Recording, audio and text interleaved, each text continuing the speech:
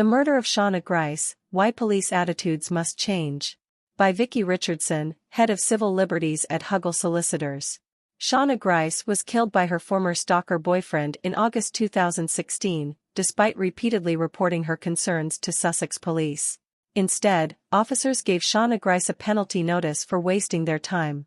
5 months later she was dead, killed by her former boyfriend, Michael Lane. Lane was sentenced to life imprisonment for killing Shana. At his trial, the judge, Mr. Justice Green, was scathing of Sussex Police's treatment of Ms. Grice, saying, "You jump to conclusions." In other words, she was treated as the wrongdoer and having committed a criminal offense, and Michael Lane was treated as the victim. There was seemingly no appreciation on the part of those investigating that a young woman in a sexual relationship with a man could at one and the same time be vulnerable and at risk of serious harm. The police jumped to conclusions and Shana was stereotyped. I now act for Shana's parents, Shana Grice and Richard Green, in their fight for justice. It has, and continues to be, a long road to justice for them. Sussex Police were subject to an Independent Office of Police Conduct, IOPC, report, from which several learning recommendations were made, and they have made changes in response. But it's too little, too late. The reality is that a young girl took her concerns to the police and instead of being protected was herself treated like a criminal. Shana paid for the police's prejudice and stereotyping with her life. Stalking is a life-changing crime for its victims and as evidenced by Shana's case, can lead to the most tragic of consequences if not tackled. Unfortunately, cases of this nature are far more common than they should be. I also act for the family of Katrina O'Hara. Katrina was murdered by her former partner in January 2016. Like Shana, she had aired her concerns to her local police force in Dorset about threats being made to her by her former partner, Stuart Thomas. Dorset Police were also subject to an IOPC report, where failings were identified, and officers faced misconduct charges. And again, like Sussex Police, the force made changes. The same can be said of West Midlands Police in the case of Jacqueline Oakes, whose family I also represent. Jacqueline, who had a long history of mental health issues, was found dead in an Edgbaston Tower block in January 2014. She died from multiple blunt force injuries.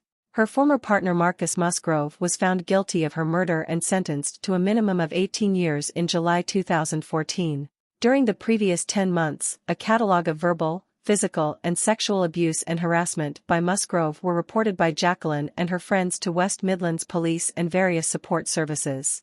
An IPCC, now the IOPC, investigation in 2017 found that Ms. Oakes was let down by a raft of procedural errors and 19 police officers and staff were found to have a case to answer for misconduct.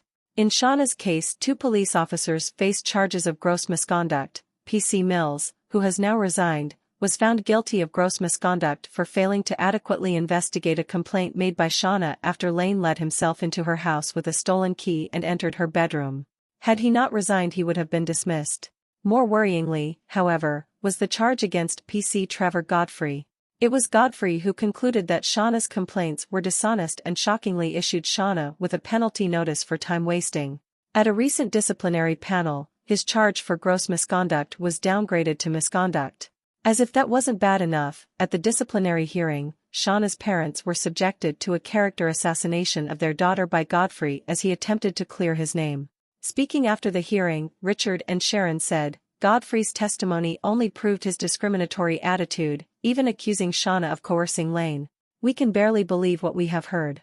To add insult to injury, we have been subjected to aggressive and bullying tactics from Godfrey's representatives, yet we were the ones accused of trying to intimidate him. Had Godfrey not retired, he would be allowed to carry on serving as a police officer. We need to ask ourselves what kind of message this sends to police officers about the way they treat victims? But, even more importantly, what message does it send to already afraid victims? Yet there's a scenario being repeated up and down the country even now, where victims of domestic abuse and stalking are characterized as criminals and troublemakers. They are often seen as bringing it on themselves. There are some stark similarities between Shana's, Katrina's and Jacqueline's tragic cases, namely, all 3 were women left vulnerable by men they had been in relationships with, all 3 went to the police for help and all 3 died in wholly avoidable circumstances. All 3 also serve as a reminder to the police of their duty to protect the lives of those they are in contact with, no matter what the circumstances. Not only should our police officers be held to a higher standard, deep-seated attitudes about victims and unconscious bias must be eliminated completely. Otherwise, tragic cases like Shana, Katrina and Jacqueline will continue to occur.